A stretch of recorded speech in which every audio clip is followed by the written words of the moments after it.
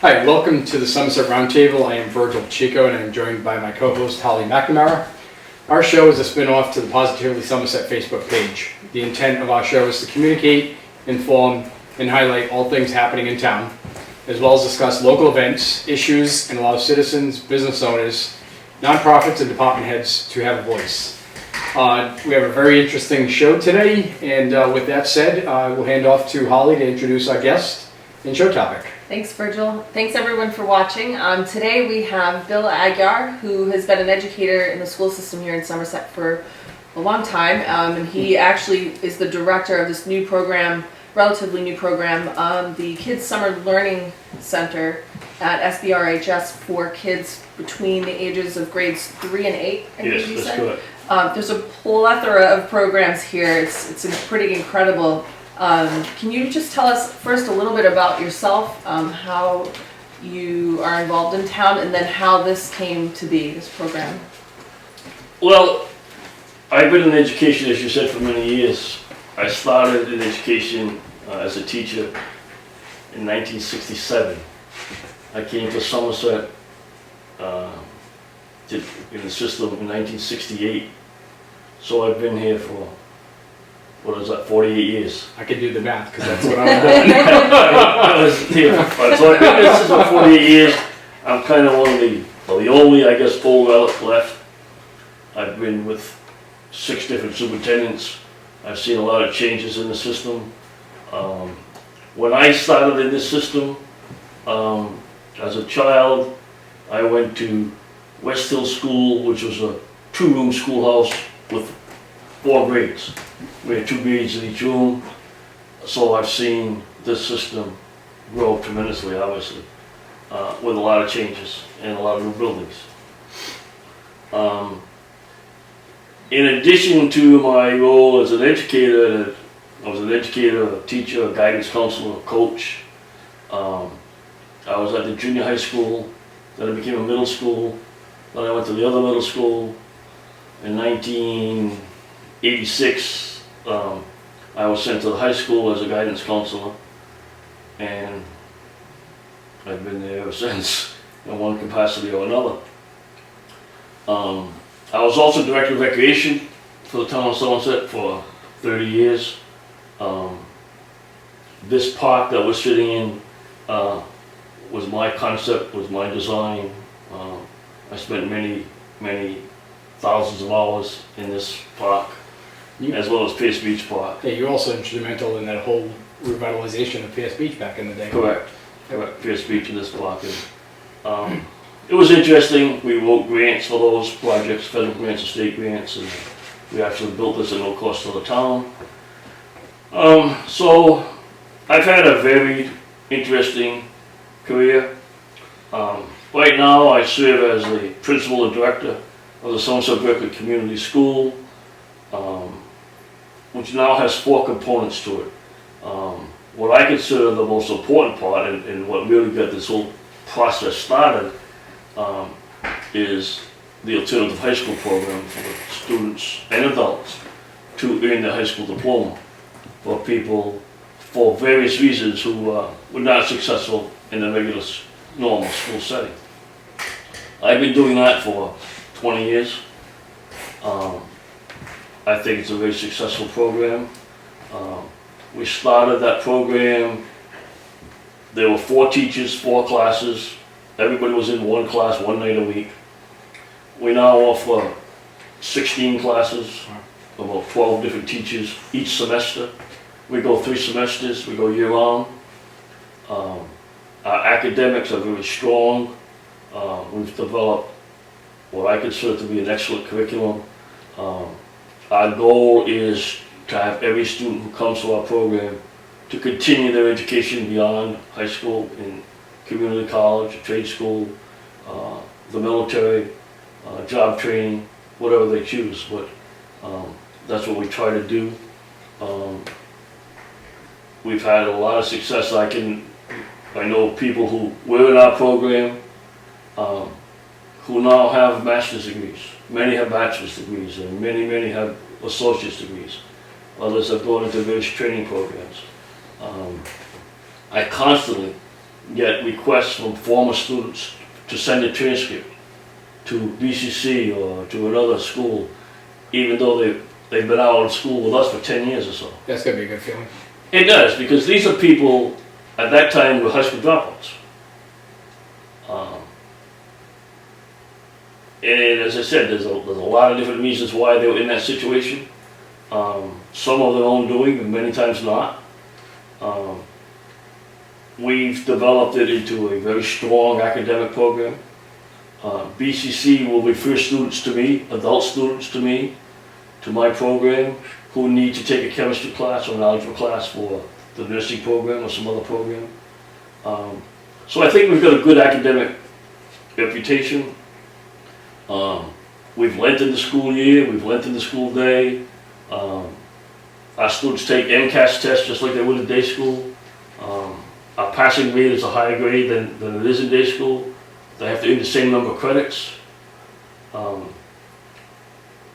many participants do you have in that normally? It varies from semester to semester. Mm-hmm. We have students who enter in September, we have other students enter in February, we'll have students entering now in the middle of June for our summer semester. There's probably usually about 40 students. Last year we graduated 22 kids. Sometimes you hit a cycle. If you graduate a lot, you don't necessarily pick up 22 new ones. Right. Sometimes you do. We added another component to that program several years ago, where students in high school, the regular Somerset Berkley Regional High School, Case High School, Westport High School, Tiverton High School, whatever it happens to be, who are seniors but do not graduate next week. They're not going to graduate because they failed one or two classes or they don't have credits. They come to us. The school will tell us what classes that student needs to get their diploma. I talked to somebody yesterday at Tiverton High School, whose student's not going to graduate. There'll be students from Somerset Berkley who won't graduate next week. They will come to us in the summer, pass those two classes or one class, and get their diploma from their school at our graduation in August. And we have the administrators of the various school systems come and give their diploma. Someone from Case High School or the Case Swansea Superintendent will come. Tiverton High School, usually the Vice Principal of Tiverton High School will come. Someone from Diamond will come. Obviously someone from Somerset Berkley will come. And they will get their diploma that they did not get. So how many high schools can we draw from locally? So it sounds like I've had as many as 8, 10 at a time. Wow. Sending students to our program. So we're pretty lucky to have And the other program, this program, which is the summer day school program, we make a distinction between the evening school program and the day school program. Mm-hmm. This program is for students in grades 6 through 11. The seniors come to us at night. Mm-hmm. We'll have 175 kids in this program. There'll be a dozen different school systems. Mm-hmm. Several high schools, several junior high schools. It used to be just high school kids. We started getting requests from middle schools and junior high schools, and now we have a sizable population of middle school kids who come to the summer. We've been doing this a long time. I used to joke about regionalization when they were talking about regionalization several years ago. My programs have been regionalized for years. Mm-hmm. We didn't call it that, but in essence we had students from all the different communities coming here. The non-resident students would pay more than the Somerset residents. They pay to come. This is something that's all been new to me because I've known about their enrichment program that you're going to be talking about shortly, but I never really realized that you had an adult kind of GED program or college prep? Actually, you're right, and we make a distinction because we're not a GED program, we're a diploma program, which is much more involved and much more complex, it takes much longer, and the requirements today are much more encompassing than a GED program. Sometimes a GED may be a better avenue for some people. I've had adults come to this program, the alternative program. So is this program Adults in their 50s, 60s, even 70s, who never got a high school diploma for various reasons. I had a gentleman several years ago from Swansea, came in my office one night, said, "Hey, I heard about your program." He says, "Can you tell me about it?" It's just because I think I might be interested. And I asked him why. Why do you want to come to my program? He said, "Well, because I've been lying to people for 30 years. He says, "I never got a high school diploma."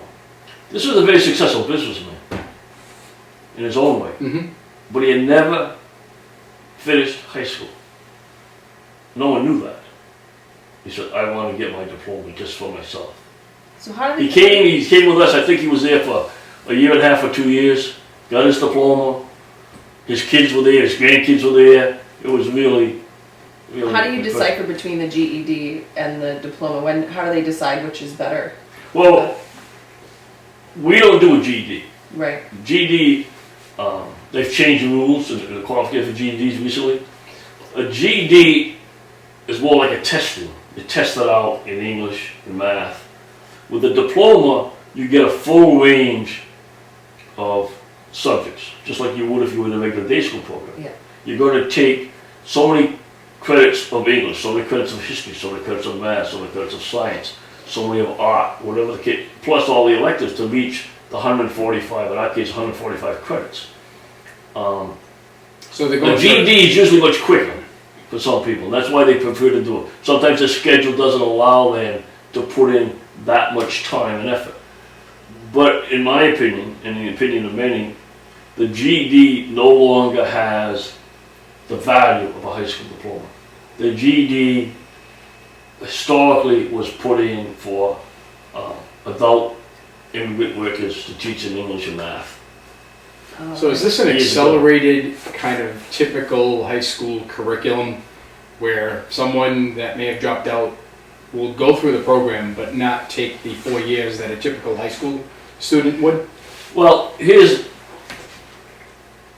we don't have grades in that school, in our evening school. So you come to our program with X number of credits that you earn somewhere else, whatever that may be. It might be 10 years ago at a high school in New York, and now you're living here and you want to get your diploma. We'll take those credits, we honor those credits, whatever that number may be. Now you have to meet our requirements. So if you've got 50 credits, you need to get 90 more. What do you need to get those credits in? That will depend upon what you've already passed. So you have to do so many English, so many math, so many science, and you have to get those credits. So I won't say it's accelerated. But the amount of time that it The takes amount of is time- based on what they've got, Correct. what they're bringing in. Now, for a high school student who leaves school, our rule is very simple. You can't come to us and finish before your year of graduation. So if your year of graduation is 2018, don't come to me now and say, "Can I get out next year?" No, we're not encouraging kids to leave school. Has that happened? Well, I've had that question asked. How long is it going to take me? And my answer is always we're not going to talk about that now because I don't know if you're going to pass my classes, first of all. Correct. And it's not important when you finish. It's only important that you do finish. And once they're with us in the program, the when becomes less important. It's okay, I know what I got to do to get there. Usually that's not an issue because usually when they come to me, they're behind anyway. And that's one reason we go year round, gives them a chance to make up classes because we go year round. They don't get a summer off. If you want to take the summer off, fine, but that's just Sets you back. adding more time. Right. Yeah. And if you're doing this at night, typically they're probably working a day job. Well, we encourage them to do that. Yeah. Because the first thing, if I have a parent and a 16-year-old come to me and say, "I want to come to school," first thing I'll say to my parent, "Well, what is he or she going to do all day?" That's your problem, not my problem. Yeah. But we don't want that child doing nothing all day. Right. There's nothing good is going to come of that. So the first thing I say is, there's a tuition involved here, you have to pay the tuition. You have to get a job, and you have to pay. And we give credit for the job, if they stay there. Oh, you do? Yeah, we give what we call a work credit, which is what we used to do in high school, what we call a co-op program. Okay. If they're there, if they're in the job 6 months, not like I work at Burger King 2 weeks on a Yeah, yeah. if they stay in the job and the employer verifies, yes, this person has been with me so long and has done a good job and is continuing, we'll give you 5 credits. So you've mentioned 2 of the 4 points. What are the other 2 components? The other component, which many years ago we used to call it practical arts. These used to be all separate, well, they didn't all exist, but they're kind of small, separate entities done by different people. Over the years, we thought it was best to make a community school concept. We have adult enrichment classes for adults who take for enjoyment. We have pottery classes, we have ceramic classes, we have Photoshop classes, we have photography classes, we have computer classes, various types of computer classes. We have yoga, different things that people take because they want to do that. So what you're doing is kind of matching what a typical community college would do, is just a, not even an elective course, but just a credit course. Yeah, and every once in a while someone will call me with an idea, do you have this class? I say, no, I don't, but do you know anybody who might want to teach it? You know, and if we have enough interest, we'll run it, because they become self-sufficient. The evening school does it. It's practically impossible to do that. Summer school, we try to. Most times we do. Sometimes we don't. It depends on the numbers. It depends on the numbers.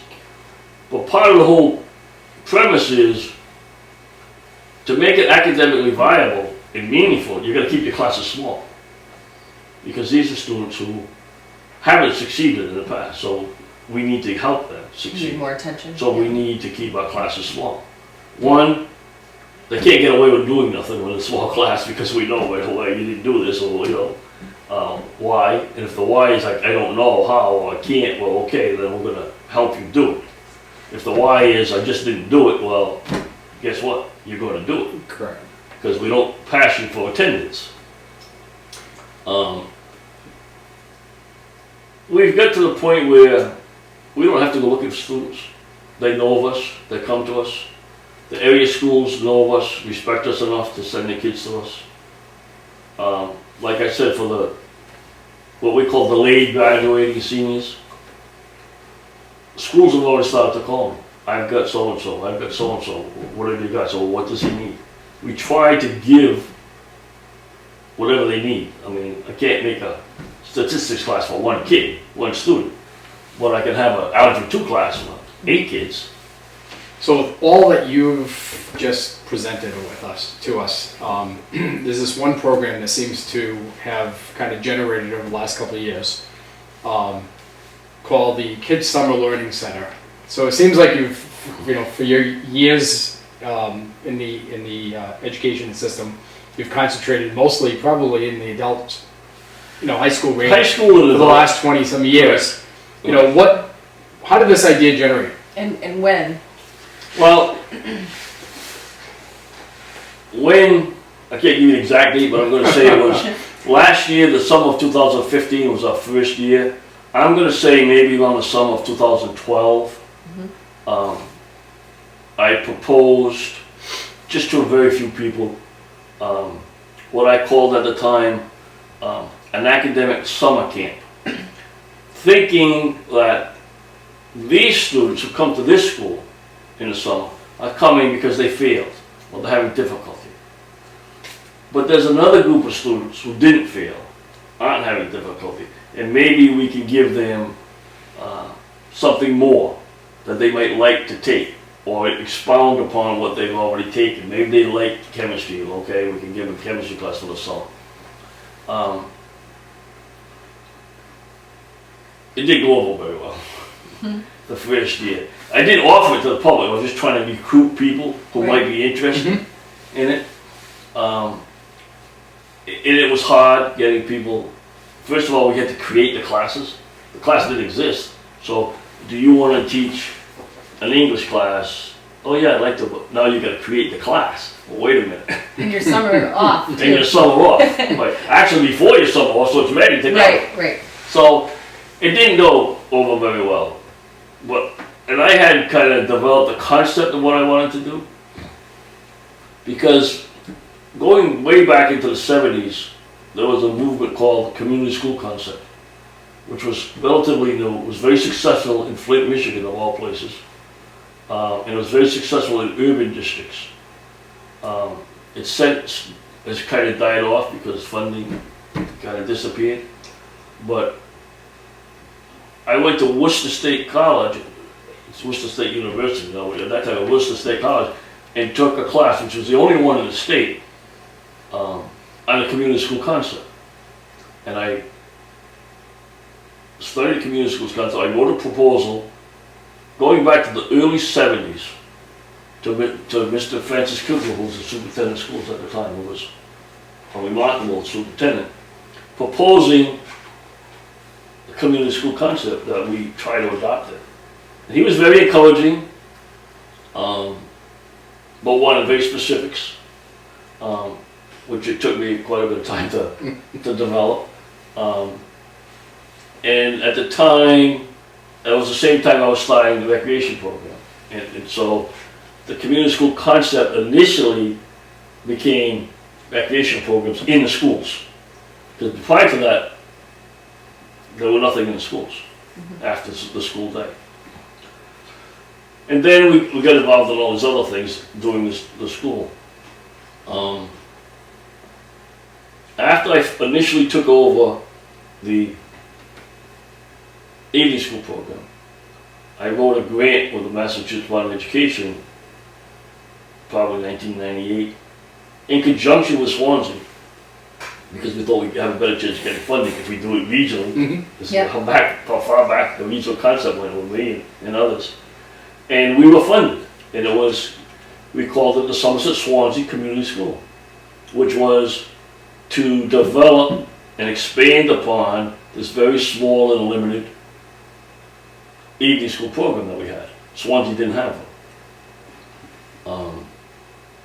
And that's kind of how things began to unravel. So there was a period of time in 2013, 2014 when the school system was very involved in creating the new high school and regionalization or whatever. And there was really no time on my part or no place to do this kids learning center. But in the meantime, I kept exploring other programs in different places, from Florida to Massachusetts, exploring what other people were trying to do in different places. And I took a lot of those ideas. It's funny because one of the programs I have now, called Engineering's Elementary, which is developed at the Museum of Science in Boston.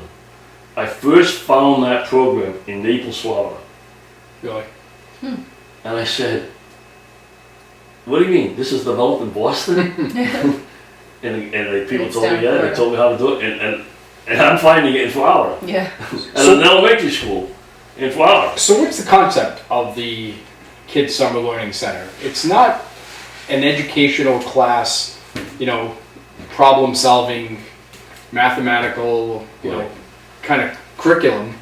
And it's for younger kids too. And it's for younger kids. The concept is younger kids want to learn, and younger kids will learn if they're having fun. I just want to throw one, it's funny because we just had the recreation department, and we talk about always, recreation is sports related, and you kind of come from that world. Right. But there's a very large amount of children these days who are non-sports related, who really have a talent, and whether it's the gaming or the robotics, that become an interest to them. You're absolutely right, because I can remember when my sons were young, and they wanted video games. I said, no, get outside and play baseball. Get outside and play soccer, which they did. As I look back, I probably should have given them the video games. You could have been retired by now. Yeah. But yes, you're right. There's a whole different way kids grow up today.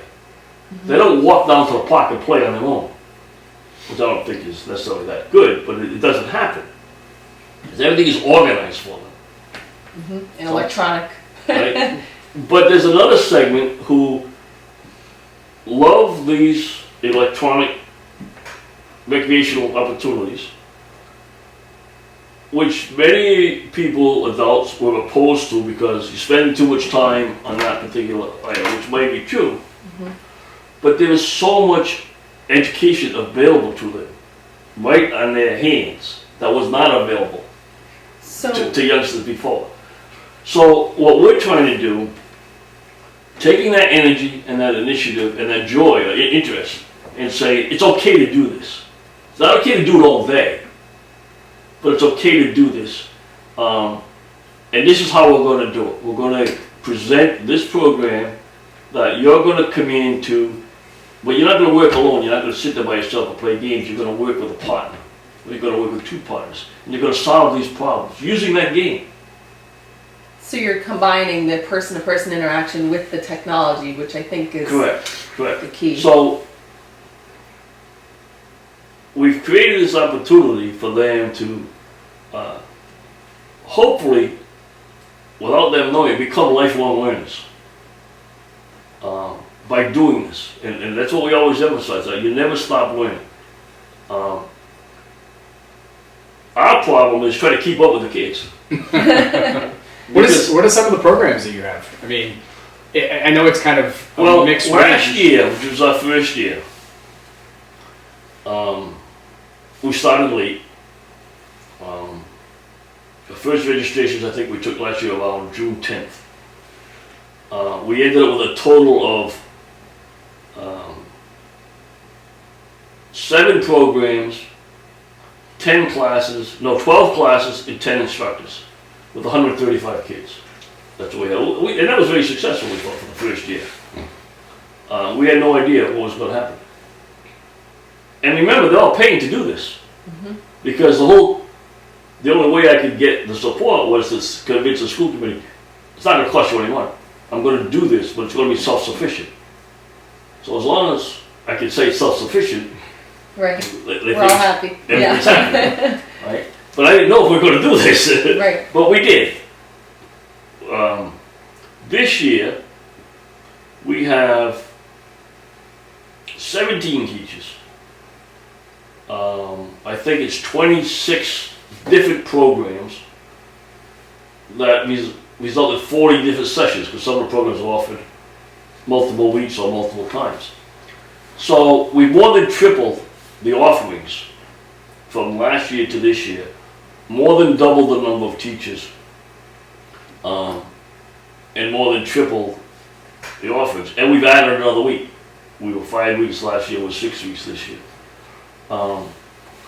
I started this program this year, probably 2 weeks after we ended in August, planning this year's program. Every teacher who was involved last year wanted to come back. So, and they talked to other people. That's a good Yeah, sign. word of right? mouth. That's a good sign. Every Yeah. teacher wanted to come back. So everyone who worked last year is coming back. Plus I get 10 new ones. That's incredible. And I see that you have a lot of teachers from other Well, that was districts. Correct. Again, the concept of regionalization, the concept of bringing in different perspectives and different viewpoints and different experiences from different schools with different kids. This year, I have teachers from, obviously, Somerset Berkley Regional High School, Somerset North Elementary School, Somerset Middle School, but I also have teachers from Case Junior High School, from the Luther School in Swansea, from Berkeley Middle School, from Berkeley Elementary School, Portsmouth High School, As far as Brockton High School. I'm leaving somebody out, I'm sure, but I'm not sure who. That's a really broad So I've range. got, it's more than simply a matter of picking a title and say, okay, you want to teach engineering's elementary, marvelous machines, okay, you can do it. No, we created a curriculum, as you mentioned before, for that particular class. Teachers have been working on this all winter. So for people watching, you know, and considering this, you know, what are some of the curriculums that you do have? I mean, you know, I see a range from robotics to photography to, you know, to writing. We try to cover as many different areas of education as we could. We have a lot of programs in here that are STEM oriented, and now we've expanded it to STEAM oriented. We've added the A in there. Well, we didn't add it, others have added it. We've added the E in it to add art as part of that concept. So our superintendent, Mr. Jeffrey Schoonover, has been very big proponent of STEM. He and I have talked over the course of the last 2 years, and I said, we can do this. We can create our own STEM programs. And I'm not sure he thought it was the best option to do it, because he had heard and had experience with some other out-of-district programs that were offered at Stoner College, at Bridgewater State College, that were like week-long programs, but they were full-day programs, and they were very expensive. And our kids aren't going to go. I mean, you might get 2 or 3 kids who will go, if families can afford it, they're really interested, but you're not going to get 100 of our kids going there. Yeah. So I said, we can do this in a smaller scale, but make it a good program. And to his credit, he said, well, go ahead, develop it, and keep me informed, and let me see what we can come up with. This was last year, and then we expanded the engineering as elementary, which is nothing new. Engineering as elementary, as I said, I discovered this in Florida, but it actually comes from the Museum of Science in Boston. We've invested quite a bit of money in buying the rights to these programs and the packets, the education packets that you need to create these programs. I've got 2 excellent teachers, one from Swansea, one from Somerset, each teaching 2 of these programs who've been trained in this at the Museum of Science. So we got good people who know what we're doing. Now it's about getting everybody interested in doing this in the summer. Well, I think we both have some experience working with the STEM program. I've probably just done it once. I think Holly's done it a few at different times. We both come from design, engineering, construction backgrounds. So it's kind of a good thing for us to, or for at least for me, this past spring to get involved in that. I was fortunate enough to do, I think, a 2nd grade build a bookshelf and kind of explain to them all the different engineering, technologies as far as bracing it so it doesn't kind of fall over and stuff. So it's kind of it was welcoming to me to see the excitement from kids, the questions that came out of kids. They're very and the smart. way that they started to Very think about things. Yeah. Well, you're right, when you said, and that's why I said one of our problems is keeping up with them. Yeah. Because I can have a 4th grader, but he knows as much as some other 8th graders. Right. Because this is something he likes to do, and he's done a lot of it. One of the questions I get all the time now, we've got Lego, Minecraft, World of Minecraft. We've got that offered several times. Quite frankly, that came from my grandsons. Yeah. Right? Really, I mean. I did the rocket. And now my grandson says, I'm not going to be Minecraft, Grandpa. He said, I already know all that. I said, well, no, you don't, really. He said, well, what are you doing? Well, I can't tell them everything I'm doing because I don't know myself. I mean, I can give a concept of what we're doing, but they want to know specifically. Yeah. And it's not only my grandson. I've had this question from many ask me that. But this Minecraft we have, we bought it from Lego. It's called Minecraft EDU, Minecraft Education, which is not something you can download at home. And we can move the program along to do different things. So that if we've got 12 youngsters in the program, we divide them up into 6 sets of 2. They may not, or they won't all be doing the same thing, because this two is going to be a lot better than that two just because of the experience. Right.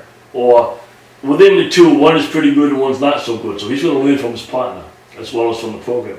But we can change the program on his computer to make his wall fall down or something else happen. Then now you have to fix it. To challenge him a little bit. To challenge him, so we can keep doing that. For the Minecraft, I've got a new teacher, new to our program, who was at the Kids College at BCC for several years.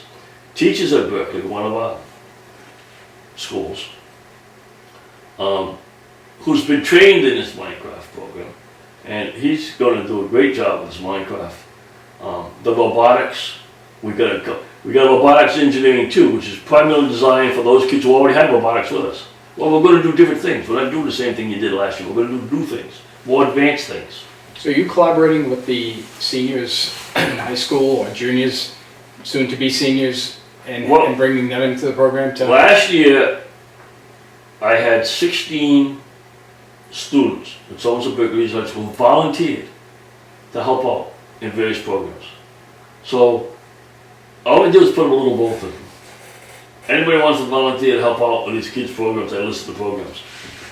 So does that qualify for their Well, service? you're right. It counts as their community service. But also gives them a good so many teaching of them, experience. so many of them, I don't need it for community service. I already did my community service, but I want to do it.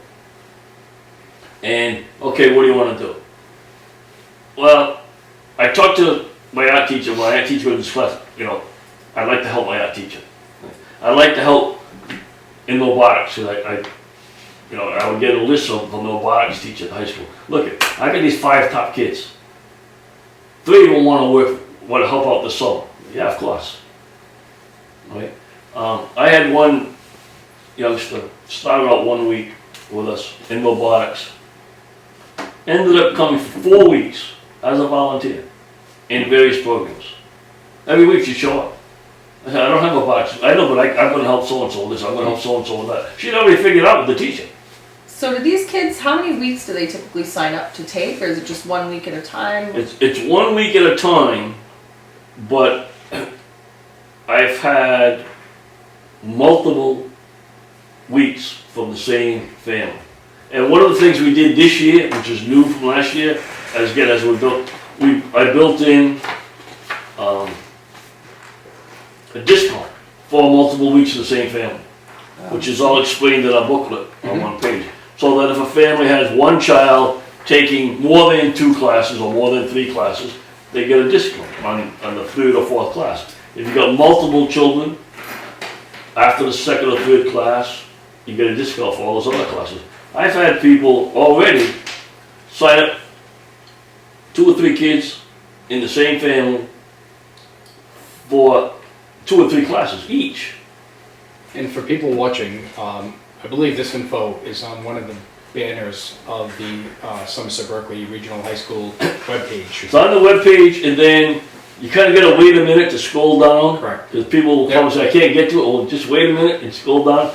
And this whole booklet is on the webpage.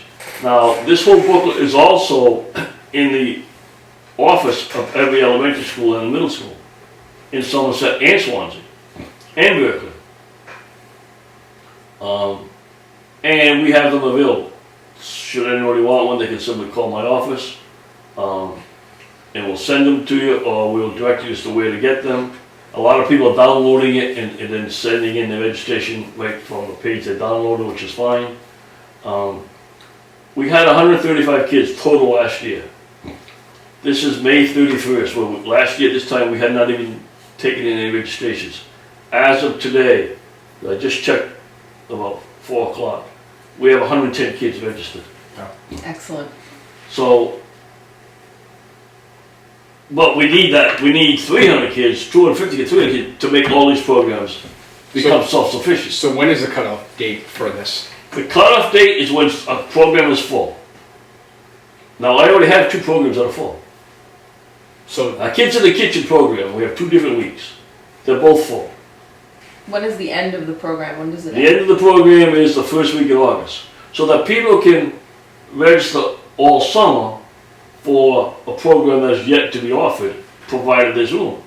Now, as the programs fill, obviously we close them down. Some programs, for example, Kids in the Kitchen, for safety reasons, I can only put 12 kids in a little kitchen, Right. make it safe with an instructor and 2 helpers. We got little kids in the kitchen with stoves on, with knives and Yeah. all kinds of things that they're not exposed to normally. So some programs are limited for various reasons, safety reasons one. Robotic flight, that's another program we've got. I think I've got 5 or 6 kids registered already. I can only put like 12 in there because I can't have all these little robots flying on the moon with 20 kids in there. So you mentioned 2 programs are full. What is the most popular program that you offer? Or what are those? I don't, it's hard to say because, for example, with strings, which is a musical program, I've got 4 weeks of strings. So obviously, I can put more students in each week. So I can have more kids in that than the Kids in the Kitchen program. That's a very popular one. But so is some of my drawing classes. So the robotics classes, the Minecraft classes. With the robotics classes, I've only got 12 computers with this program on it. So, and the most I can do is 2 students per computer. Well, I don't really want 24 kids in there, to be honest with you. So I'll cut it off at maybe 16. So if I get 16 kids that week, it's closed. What did you find last year as most popular? Creative music was very popular. The robotics was very popular. We didn't do Minecraft last year. The creative clay with Mr. Ashley from the middle school was very popular. Drawing, Mr. Meehan from the high school. Again, we don't want to pit one program against another. No, I'm just Yeah, it sounds curious. like they're all Because we want to offer a wide range so that hopefully there's an interest for everybody. And I'll have that question asked of me, well, my son or daughter can't decide which one they want to take because they want to take them all, but they can't take them all. And your answer is just do both of them. And which is true, but sometimes they pick 2 programs that offer the same week at the same time. Well, obviously that doesn't work. And that's one reason why we offered Minecraft more often, we offered robotics more often, creative music is more than 1 week, strings, we went from 2 weeks to 4 weeks. So that they didn't have to make that choice as often as possible. Okay, you can take this one this week, now you can take this one next week, as opposed to them all being offered that week. It sounds like they're all very popular, I mean, in their own. They are. Whether they will all run, I don't know. My guess is probably not. I mean, I might not offer Minecraft every time it's offered, because I offer it a lot of different times. You talked about building. One of the new things we did this year was we added Lego construction. Kids love to build Legos. Mm-hmm. Well, we invested about $1,000 in Lego sets, but they're big, complex sets that a lot of families can't buy. The set's $199. Well, it's a great set, but I can't afford $199 for a Lego set for my child to build once. So, and people don't realize there's a lot of planning that goes behind. so we've got these Lego sets, several of them, for kids to build them. They'll build it in a team, then they'll take it apart and put all the pieces back so that it's available To again the next. for the next week or the next child or whatever the case may be. The sets we bought, we're estimating that it'll take them 4 or 5 days to build it. Now, I may have some kids to build it in 2 days. You know? I mean, if I let them stay there all day, they would. Yeah. But we've invested a lot of money this year in buying things and buying licenses and buying Legos and buying EV3 programs, which is the robotics program. We had to buy 5 more sets. But there's a advantage that I bought the 5 sets for my summer program, but the high school would use them all year as well. And next time I'll still have them. And one of the things you brought up earlier is this is kind of self-sufficient, right? It's self-sufficient, and the investment we made this year in supplies and materials and equipment, most of it has a multi-year life, so that it's not one time. I don't have to buy a lot of this next year. Right. I'll either buy more if I need more, or new things, or maybe nothing. Because some of the things I bought, it's not one and done. Correct, and a lot of it is able to be used by the robotic. And department at the the rest of it, I worked very closely together with people at the high school. Many of them are working for me in this program. And, okay, if we buy this, I can use it, or we can add another class during high school.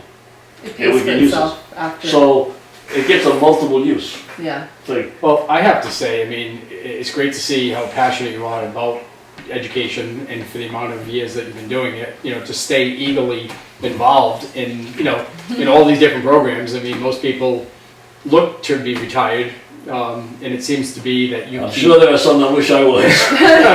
but it seems like you keep, you know, going. I mean, this program seems to have been very successful last year, and it seems to be taking off the ground pretty well this year. I think so. It's certainly, we're off to a Exponential good start. Yeah. My goal, when I created this program for 2016, was to double what we did last year. I've already got what we had last year. But that's not really fair comparison, because I can't run this program based on what I got last year, because I got twice Give as more. much. Right. So I've got another month before our first week of this. So if next month, starting tomorrow, June 1st to June 27th, goes as well as May, we'll have doubled it. And then we still got all summer to bring in more kids. Because people will call all summer, oh, I want to add a week. Or, you know, my child loved it so much, I want to add a week.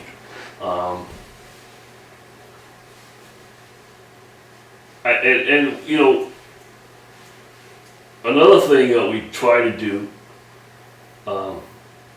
the cost is as low as we can make it. We don't want people not just be able to send their child to this program. In the booklet it says something about, we will try to help you with financial aid if at all possible. Can I meet all the financial aid requests I'm going to get? Probably not. But can I meet most of them, or partial meet some of them? We're going to try. So I don't want somebody to say, my daughter, my son, my granddaughter, my cousin wants to come to this program, but They I can't. can't afford it. But it seems that you We'll find a way. We'll find a way. One of the things we've done this year, which I didn't do last year, and at the end of last year, I told my superintendent, my school committees, that I wanted to attempt to raise some funds from the local business community. To one, help with our supplies that we need, and two, to help create a little scholarship fund. Well, and we've done it very quietly, we're not making a big deal about it, we're not making a lot of noise about it. In the last month, I've got $1,050 donated from businesses in town and out of town. And so I think that's a great start, and to these businesses, I think, you know, they deserve the credit. I've got small businesses, and I don't know if you want me to name it or not, but, you know, Raffles restaurant gave me a sizable donation. You know, he's a small local businessman. You know, so I would encourage people in town who are listening to this, support these businesses who are supporting your kids' programs. Correct. Raffles, where you had your program the other day, the restaurant, Rogers? family restaurant, and they gave a sizable donation, small businesses. Fire Pro on Bedford Street, Fall River, they gave a very large donation. Fisher Bus, Somerset Paint in Swansea, gave a very sizable donation. Largest family restaurant I told you about, Somerset Berkley, Southeast Mass Diving School, AAA. AAA gave me a big donation.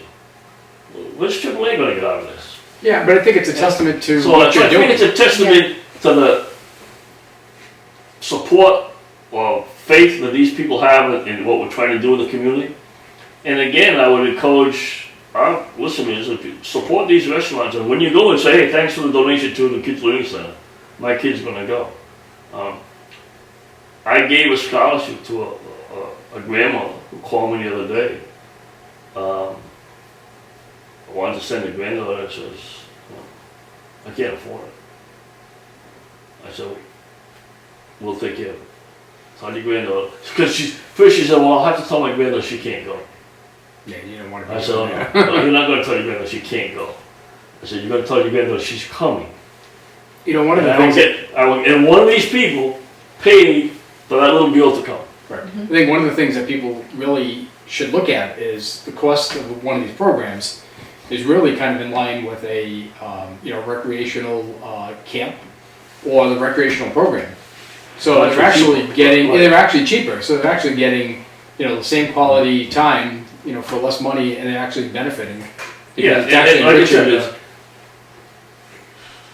there is that population that we tend to forget that doesn't have the money to do that. So we're not forgetting them. We want those kids, and so many of our grandkids that are grandparents paying the bill or trying to pay the bill. Yeah.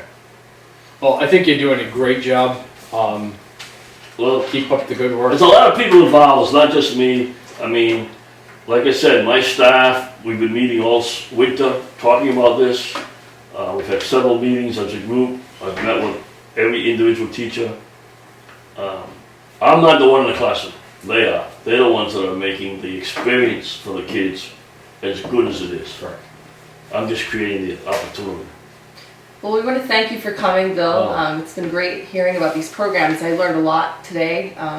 It's great to see there's so much going on in town between recreation and now these so many programs to offer. And you've been here for a long time. I want to thank you all for watching. We need to come together as a town and act as one. We need to collaborate and to move forward. We need to help to keep each other informed so that we can make educated decisions for our town. Please reach out to us if you have any ideas or guests for this show. We would love to hear from you. Please visit our website, somersetroundtable.com, or email us at info@somersetroundtable.com. Thank you.